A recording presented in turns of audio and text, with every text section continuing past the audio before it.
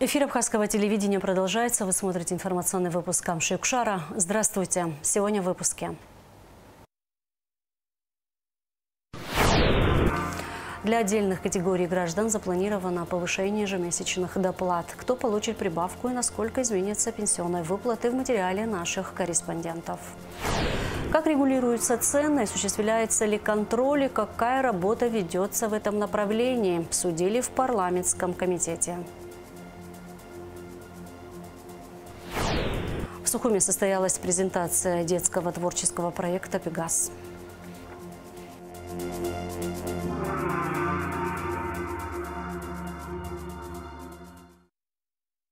Увеличены выплаты отдельным категориям пенсионеров, получающих абхазскую пенсию. Решение принято накануне депутатами парламента. Какие категории пенсионеров попадают под это решение и сколько они будут получать, узнавала Гугут Савардания. Последние 2 года Пенсионным фондом республики на увеличение выплат всем категориям граждан выделено 633 миллиона 128 тысяч рублей. Накануне во втором окончательном чтении парламент внес изменения в статью 7 закона о персональных пенсиях в Республике Абхазия. Согласно документу, пенсионеры, получающие персональные пенсии из семьи умерших персональных пенсионеров, будут получать выплаты в 13 тысяч рублей. Это решение было принято с поручением президента 27 августа изыскать, увеличить выплаты, пенсии, пособия. И мы были совещания, мы посмотрели свои силы, каким категориям можем увеличить. И был, естественно, выбор сделан. Категории, связанные с войной. Пенсионеры, имеющие звание Герой Абхазии, с ноября получат выплаты в размере 8500 рублей. Пенсионеры, награжденные орденом Леона, 8000. Награжденные за отвагу, 7500 рублей. Это всем награжденным, это 3 категории. Герой Абхазии, орден Леона и медаль за отвагу. Это у нас на 2000 мы добавили в связи с тем, что до этого, когда было в 2024 году с начала года повышение пенсии, выплат нашим инвалидам Отечественной войны народа Абхазии 92-93 годов, то награжденные тогда в эту категорию не вошли. По мере возможности фонда и инвалидам тоже как на 1000 рублей было увеличено всем категориям. Это 14 категорий наших получателей суда. Инвалиды войны 1992-1993 годов первой группы будут получать 13 тысяч рублей, второй группы 10 500 рублей, третьей 9 500. Семьям погибших в Отечественной войне народа Абхазии на каждого нетрудоспособного члена семьи будут выплачивать по 8 500 рублей в месяц. Размер выплат семьям умерших инвалидов, в том числе первой группы, составит 13 тысяч рублей, второй группы 10 500 рублей, инвалидам третьей группы 9 500 рублей.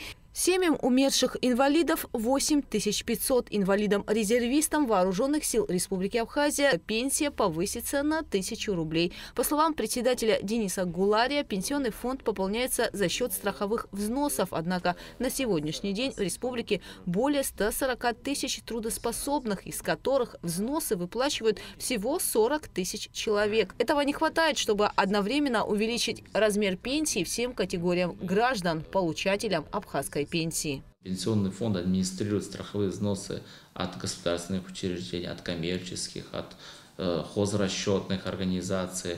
Даже с налогов у нас от спецналога часть процентов пенсионный фонд поступает. Даже у тех, у кого есть патентная система налогообложения, это тоже часть поступает в пенсионный фонд. В этом отношении человек, где бы он чем ни занимался, если он добросовестно отчисляет страховые взносы в пенсионный фонд, в будущем, если из 40 тысяч еще бы 80 в общем у нас из того трудоспособного населения отчисления делали бы в пенсионный фонд, но я уверен, что наши выплаты на сегодняшний день были бы в двойном размере. Несмотря на сложности, по словам Дениса Гулария, в июле месяце были увеличены доплаты гражданам, не получающим получающим российскую пенсию. С августа 2025 года также увеличены выплаты ветеранам Великой Отечественной войны и участникам Афганской войны, а также чернобыльских событий. Гугут Савардания, Давид Хашик, Абхазское телевидение. Президент Абхазии, главнокомандующий вооруженными силами страны Бадра Гунба принял участие во встрече ветеранов Отечественной войны народа Абхазии из легендарного батальона «Горец». Традиционная встреча однополчан, которая обычно проходит накануне Дня Победы, в этом году состоялась немного позже.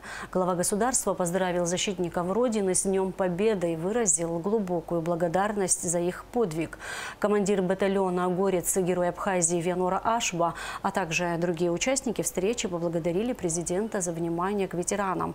В завершении встречи участникам были вручены медали Министерства обороны Республики Абхазия. Олег Барциц отбыл с рабочим визитом в Москву. Министр иностранных дел проведет встречи с представителями органов государственной власти России, сообщает пресс-служба МИД. Вопросы экономического блока страны обсудили в Народном собрании на расширенном заседании Комитета по экономической политике, реформам и информационным технологиям.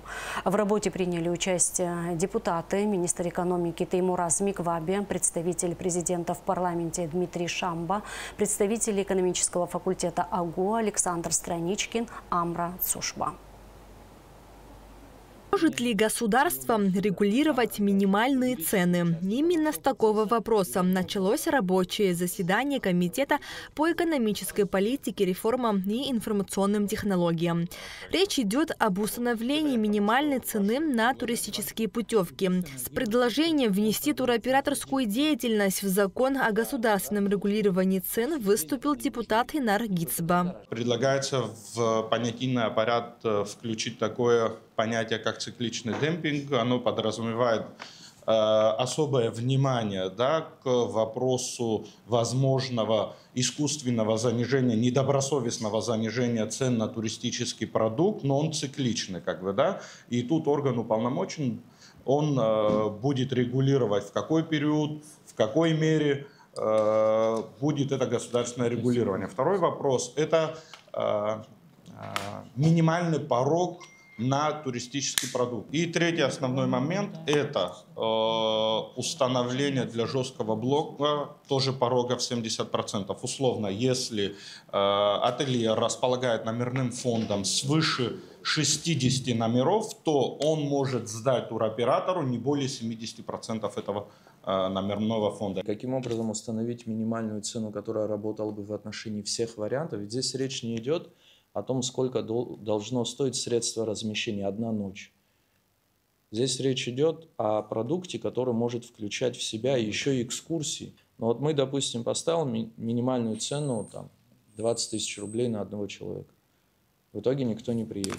В итоге было принято решение провести заседание с привлечением экспертов из этой области для еще более глубокого анализа. Мы, как уже говорили, что основной задачей Министерства экономики является создание условий для стимулирования сегодня национальной экономики и создание, а в нее входит это создание конкурентной среды. Мы все понимаем, что единственным правильным ценообразованием – это чем больше конкурентная среда, это правило мировой экономики. Чем больше конкурентная среда, тем реальная стоимость или минимальная маржа, или минимальная доходная часть того или иного вида деятельности. Говорить о минимально допустимом уровне цены в каком-то общем порядке для всех объектов размещения, на мой взгляд, не приходится, потому что, опять же, нужно учитывать категорию гостиницы и входящие в состав дополнительные услуги. Это может быть трехразовое питание, это может быть только завтрак у некоторых объектов, может вообще гостиница без питания объект быть, трансфер предоставляется или нет. То есть все это формирует цену турпродукта. Поэтому, на мой взгляд, минимально допустимый уровень цены здесь будет определить очень сложно. Проект закона о развитии малого и среднего предпринимательства в Абхазии также обсудили на рабочем заседании. Он предусматривает внесение субъектов малого и среднего бизнеса в единый реестр. Депутаты рассмотрели возможность закрепления реестра за Министерством по налогам и сборам, юстиции или экономики. В ходе дискуссии были высказаны предложения и замечания, направленные на доработку данного проекта закона. Нам нет необходимости ввести этот реестр, потому что если мы определяем, что для участия в программе выручка за предыдущий календарный год не должна превысить, например, 40 миллионов рублей, я прошу его вместе с заявкой принести мне копию отчетности по итогам, например, 2024 года и принимаю заявку там, в марте 2025 года. Я по этой отчетности точно знаю, он попадает туда или нет. А этот реестр чуть ли не каждый месяц, исходя из того, что у ИПшек может это меняться, этот реестр будет постоянно меняться. После того, как мы выбрали, допустим, мы говорим о средней предпринимательской доли. Когда мы взяли среднее предпринимательство, посмотрели реестр, который вы ведете, потому что вы пишете программу, смотрите, сколько человек у нас сегодня занимается из этих малого среднего предпринимательства сельским хозяйством. Из 100 – 10. Вы понимаете, 10 человек из малого среднего предпринимательства занимаетесь. Отправляйте дальше в налоговую, в районе всякой разной администрации и спрашивайте, чем они страдают. Чем им плохо и чем им помочь. И вот это и есть самое ключевое стимулирование экономики Абхазии. Вот это даст результат. Депутаты также обсудили вопрос внесения изменений в закон о государственном регулировании цен. По словам Резу Зантария, закон должен регулировать ценообразование там, где нет конкурентной среды. Как регулируются цены, осуществляется ли контроль и какая работа ведется в этом направлении? Все эти вопросы интересовали депутатов. Контроль осуществляется в том числе и органами МВД, конкретно подразделением по борьбе с экономическими преступлениями. То есть в случае выявления нарушений составляются протоколы, привлекаются нарушители к ответственности. И в случаях, когда выявляется существенное нарушение порядка, применения государственного регулирования цен, Министерством экономики предпринимаются меры по анализу, каким образом было допущено, что это произошло, как можно изменить порядок госрегулирования цен для того, чтобы сузить вот это горлышко, где можно будет пройти в сторону и позволить себе нарушить действующий порядок, и каким образом потом это контролировать, чтобы не пришлось именно каждый магазин, где продается товар по регулируемой цене, чтобы не объезжать каждый из них, а более оперативно собирать информацию. Такая деятельность у нас на регулярной основе ведется. Члены парламентского комитета также в рабочем порядке рассмотрели проекты законов о закупах и о туристической деятельности. Нала Чхиндерия, Алексей Агухава, Абхазское телевидение. Этой зимой серьезных проблем с энергообеспечением и не будет, сказал в интервью абхазскому телевидению министр энергетики Батал Мушба. По поручению президента республика продолжает закупать электроэнергию в Российской Федерации в ночное время суток и в выходные дни по более низкой цене. Данная мера позволит сэкономить запас воды в Джварском водохранилище, что поможет избежать энергодефицита. Электроэнергия закупается за счет средств Черноморэнерго. Кроме того, достигнуты хорошие показатели по сокращению потребления электроэнергии. За 9 месяцев текущего года потребление электроэнергии в Республике Абхазия сократилось по отношению к 9 месяцам 2024 года на 65 миллионов киловатт-часов. Что означает сама по себе эта цифра? Эта цифра означает, что если такая динамика продолжится в последующие месяцы, то энергодефицит в стране будет значительно меньше. И вот на вот эти вот верные отключения, к которым иногда технически приходится прибегать, естественно, и он будет значительно меньше, или же его вообще не будет. Как вы знаете, президентом поставлена задача с августа месяца начать коммерческий переток электрической энергии с Российской Федерации для того, чтобы более рационально использовать водный запас на Ингургэс. На 1 октября текущего года нам удалось по отношению к прошлому году этот уровень держать выше на 47 метров, что достаточно серьезная отметка. Закупленная электроэнергия собственными средствами Черноморэнерго на сумму свыше 171 миллион за 3 месяца. Это порядка 62 миллионов киловатт-часов. Если бы нам дополнительно пришлось бы тот дефицит, который мы не сократили бы, еще закупать на эту сумму, то это было бы еще порядка 200 миллионов рублей по тому тарифу коммерческому, по которому мы приобретаем его сегодня в Российской Федерации. Сейчас коммерческий переток продолжается? Он продолжается в ночные часы и в выходные дни круглосуточно. Можно будет озвучить за август, сентябрь, например, за коммерческий переток, сколько заплатило наше руководство, правительство? 171 миллион рублей 171 уже миллион за 3 месяца. Рублей. Но я бы хотел отметить, Ирина, что важное уточнение, что это не бюджетные средства, это средства Черноморэнерго. Собранные за реализованную абонентом электроэнергию. Бюджетных средств на текущий момент на эти цели не было направлено. Это также в рамках поручения президента.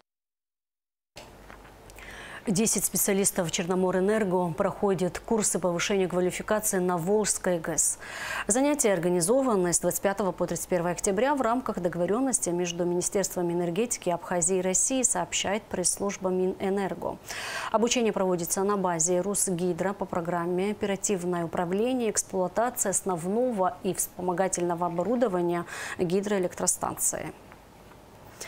Умар Хагба назначен прокурором Гагарского района. Приказ подписал генеральный прокурор Республики Абхазия Адгур Агарба. АГУ и Ассоциация студенческих спортивных клубов России заключили соглашение о сотрудничестве в сфере развития и популяризации студенческого спорта. Церемония подписания состоялась в Москве в рамках Всероссийского форума студенческих спортивных клубов. Документ подписан руководством Абхазского государственного университета и исполнительным директором ассоциации Сергеем Крюковым. В Абхазском государственном университете состоялась встреча студентов с участниками конкурса «Гостеприимная Абхазия», направленная на привлечение молодежи к развитию туристической отрасли региона. В ходе мероприятия были презентованы конкурсные проекты, подробно освещены условия участия и возможности для начинающих предпринимателей в сфере туризма. Приглашенным экспертом на встрече выступила замдиректора Кавказского государственного природно-биосферного заповедника Ольга Пегова. Гостеприимная Абхазия – это шанс заявить о себе. В проект уже подано свыше 500 заявок, что говорит о том, что в нашей стране есть молодежь, на которую можно положиться, и которая может думать и мыслить креативно в ногу со временем. Чтобы привлечь внимание молодежи, команда Абхазии презентует этот проект среди подрастающего поколения в самом сердце госуниверситета. Туризм является локомотивом экономики Республики Абхазия, поэтому подобные инициативы и конкурсы, несмотря на то, что они, скажем так, находятся впервые в Абхазии, в таком формате они выступают впервые, но именно с этой точки у нас и начинается новое, более глобальное построение турсферы, которое бы соответствовало всем современным стандартам. Конкурс в первую очередь направлен на получение фундаментальных знаний для участников, то есть какие сегодня реальные перспективы у туризма, как ими заниматься, какие это дает возможности и как правильно развивать туризм в Абхазии, в том числе и гостеприимство. Конкурс направлен на поддержку туристической отрасли, на реализацию перспективных идей в индустрии туризма Абхазии. В проекте могут участвовать все желающие, независимо от сферы деятельности. Предусмотрено 21 направление, 6 из которых являются новыми для нашей страны. От горного туризма до детского отдыха. Одним словом, тем много. Каждый может реализовать задуманный проект. То, что касается конкурса «Гостеприимная Абхазия», здесь он отличается тем фактором, что это не просто образовательная система и не какой-то образовательный трек. Да, это присутствует, но при этом здесь уникальность заключается в том, что также будет и проходить реализация проектных идей. То есть, если у человека есть какая-то интересная, привлекательная идея, которая реально может приносить пользу, то в этом случае мы оказываем всю возможную поддержку и реализацию этих проектных инициатив. Приглашенным экспертом выступила заместитель директора Кавказского государственного природно-биосферного заповедника Ольга Пегова. В рамках мероприятия особое внимание было уделено экологическому туризму и сохранению природного наследия Абхазии. Ольга Пегова подчеркнула важность ответственного отношения к окружающей среде и продвижения устойчивых практик в туристической индустрии. У вас такая страна, в которой природа – это не просто какой-то важный элемент, да, но я бы бы сказала, что это главный элемент Абхазии. Я сама очень люблю сюда приезжать и вижу ту разницу. Даже вот вы переезжаете границу из Сочи, вы понимаете, что в Абхазии природы больше, она живее, как бы здоровее, и выглядит это все прекрасно. Но так происходит далеко не везде. И там, где человеческая деятельность осуществляется, то природа все равно деградирует. И вроде бы это не связано напрямую с экономикой, с туризмом, но международные доклады нам говорят о том, что мы теряем природные ресурсы, и мы теряем связь человечества с природой, хотя мы от нее очень сильно зависим. И все наше благополучие, и здоровье, и пищевые продукты, и в общем, рекреационные услуги, наш отдых, все это дает нам природа. Студенты проявили большой интерес к конкурсу, получили новые знания о критериях оценки проектов и возможностях получения финансовой поддержки. Организаторы выразили надежду, что конкурс станет эффективным инструментом для привлечения молодых кадров в туристическую отрасль и стимулирования экономического развития страны. Кунда Шоуа, Раму Камки, Абхазское телевидение. Народная артистка Абхазии и заслуженная артистка России Алиса Гицба стала финалистом международной премии «Евразия» в номинации «Мосты дружбы». Она удостоена премии за международный музыкальный конкурс «Лабораторию Алисы Гицба». Международная премия «Евразия» охватывает 10 номинаций. Язык мира, культурный код, лидер Евразии, по зову сердца, память поколений, дело сердца, голос Евразии, мосты дружбы, яркий старт и общественное признание. Призовой фонд составляет 25 миллионов рублей. Номинация «Мосты дружбы», так как проект у нас российско-абхазский, он проходит в Москве, частично и в Сухуми, а вообще родился он в Сухуми, поэтому я полноправно представляю его как абхазский проект, потому что родился он в октябре 2022 года в городе Сухум. Это очень сложный музыкальный проект, который называется «Международный музыкальный конкурс «Лаборатория». И вот он уже в 4-й раз в октябре месяце прошел уже, но особенность этого проекта в том, что мы не ограничиваемся только конкурсом. С января по июнь месяц у нас состоятся концерты и мастер-классы, концерты лауреатов и дипломантов нашего конкурса, и мастер-классы мои, и приглашенных экспертов. На самом деле этот проект имеет два сегмента – музыкальный и образовательный. Вот так как мастер-классов очень много, и очень много приглашенных экспертов, и мы сами обучаемся на этих мастер-классах и обучаем своих участников. Как и любая премия международная, она, конечно, очень помогает нам поверить в себя, дает нам руку помощи каким-то образом. Получается, что это действительно культурный мост между Россией и Абхазией. Благодаря таким премиям мы лишний раз получаем возможность реализовывать свои проекты и развиваться. Безусловно, это интерес представителей разных стран, потому что это такая площадка, которая позволяет самореализовываться. И с каждым годом аналогичные проекты этой организации становятся только крепче, профессиональнее.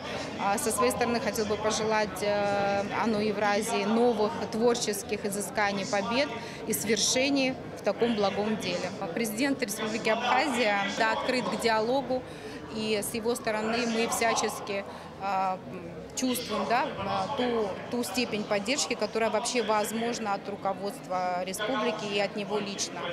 Бадра Зурабович Гунба – тот человек, который нацелен на созидание, на претворение новых прогрессивных идей на благо своей страны. Мы в России считаем, что Евразия – это наш дом. И мы храним ее как зеницу ока. В Евразии живет очень много стран, много народов, и мы все имеем нашу общую историю. Мы очень хорошо знаем в Евразии, как важно уважать друг друга, уважать традиции, уважать ценности друг друга. И мы очень хорошо знаем, какие общие ценности у нас есть. И мы очень хорошо знаем, что благодаря этим общим ценностям мы вместе пойдем вперед. И мы прекрасно знаем, как плохо, когда кто-то извне посягает на наши общие ценности. Вторым местом номинации «Мосты дружбы» награждается Алиса Гицба, Абхазия.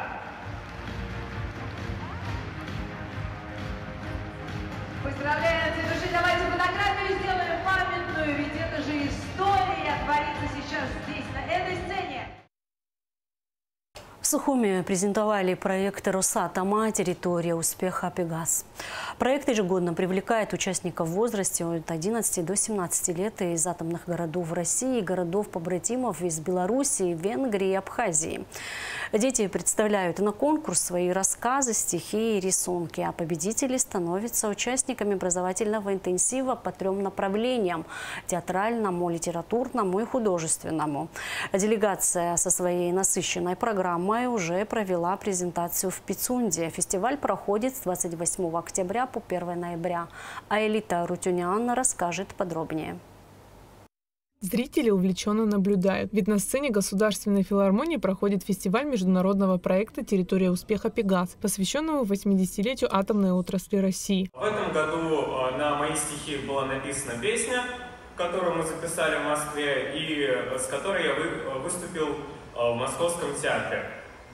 Также, помимо «Территории успеха Пегас», я участвовал и в мультипликации в 2024 и 2025 году, где мы создавали мультфильмы в городе Сочи и в прошлом году в городе Москва. В международном проекте участвуют Россия, Венгрия, Болгария, Беларусь, Турция и Абхазия. «Территория успеха Пегас» – это социальная инициатива, направленная на развитие литературных и художественных талантов детей и подростков. Учрежденный в 2019 году фондом Антейр АЭС как конкурс «Атомный Пегасик», проект с 2023 года стал частью программы «Территория культуры Росатома». Социальный проект направлен на развитие литературных и художественных талантов, актерского мастерства детей, профориентацию, возрождение культурных и нравственных ценностей, а также формирование чувства патриотизма. На самом деле проект, который сегодня будет реализован здесь в филармонии, международный проект, который с успехом проходит в разных регионах Российской Федерации, далеко за пределами России. И сегодня этот проект, насколько я понимаю, впервые здесь, в Абхазии. И сегодня мы будем иметь удовольствие лицезреть на сцене деятельность ребят, которые будут показывать свое творчество. И сегодня в гостях также будут 2 известных писателя, российского писателя и абхазского писателя. Проект ежегодно привлекает участников в возрасте от 11 до 17 лет из атомных городов России и городов-побратимов из Беларуси, Венгрии и Абхазии. Здесь под руководством выдающихся наставников участники осваивают новые техники живописи, театральное мастерство и литературное творчество. Итогом становятся постановки на сценах ведущих театров России, публикации произведений юных дарований, продвижение новых имен. Мы приехали к вам с международным фестивалем детских проектов, которые в России получили статус официальных партнеров национальных проектов России. Это большое доверие нам и в то же время большие возможности. Накануне проект «Территория успеха Пегас» был презентован в Пицунде в рамках семинара учебы профсоюзного актива работников концерна «Росэнергоатом». Участникам мероприятия рассказали о биографии основоположника абхазской литературы Дмитрия Гулия и его вкладе в развитие абхазского языка. Стоит отметить, что при поддержке концерна «Росэнергоатом» на территории пансионата «Литфонд» был установлен бюст патриарха абхазской литературы. В рамках фестиваля в Абхазской филармонии прошел показ мультфильмов, созданных победителями международного детского проекта «Территория успеха. Мультиклипация», а также творческая встреча с художником-аниматором Сергеем Антоновым.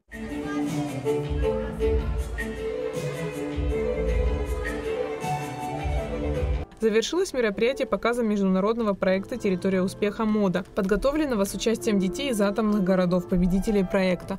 Элита Рутюнян, Абхазское телевидение. ГАИ МВД Абхазии напоминает водителям о необходимости получения российских водительских удостоверений для перемещения по территории Российской Федерации.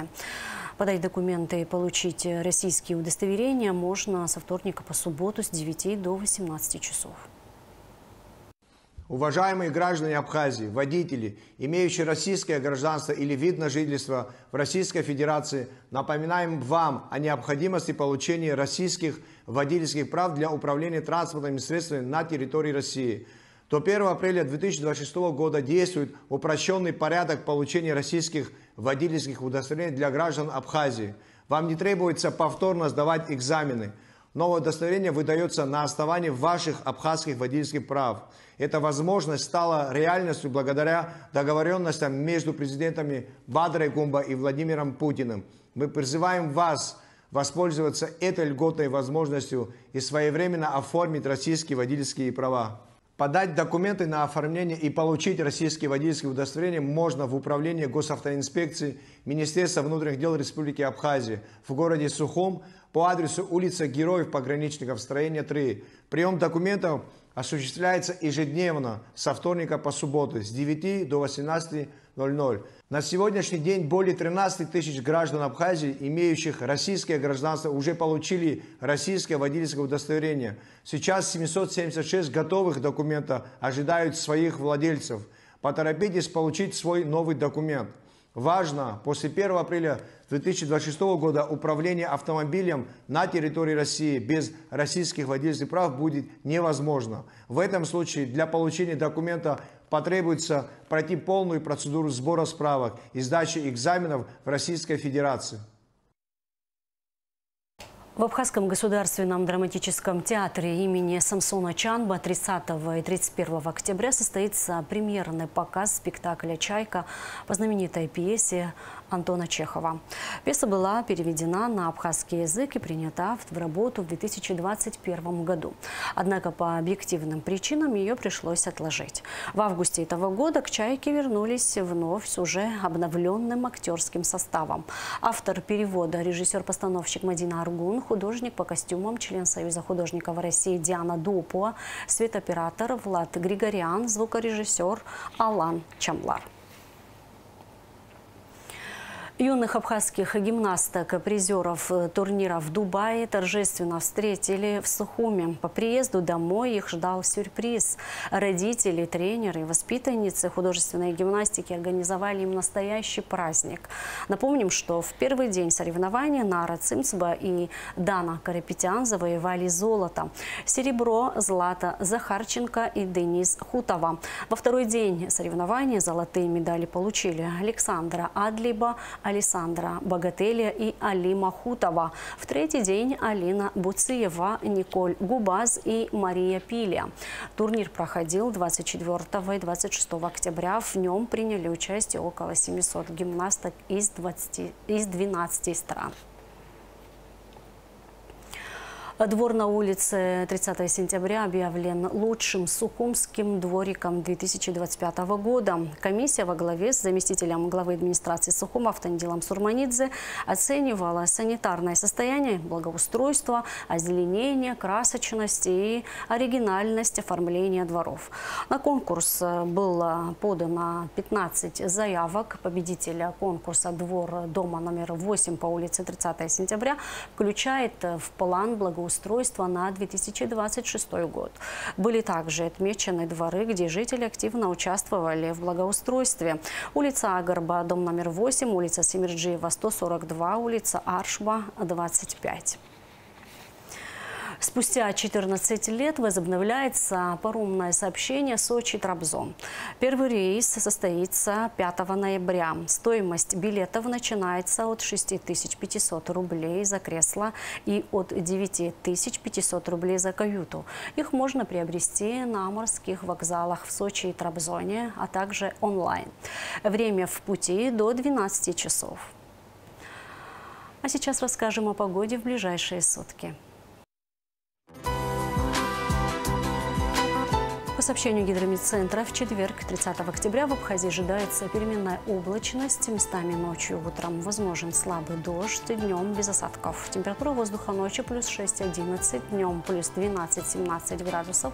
Температура морской воды плюс 18.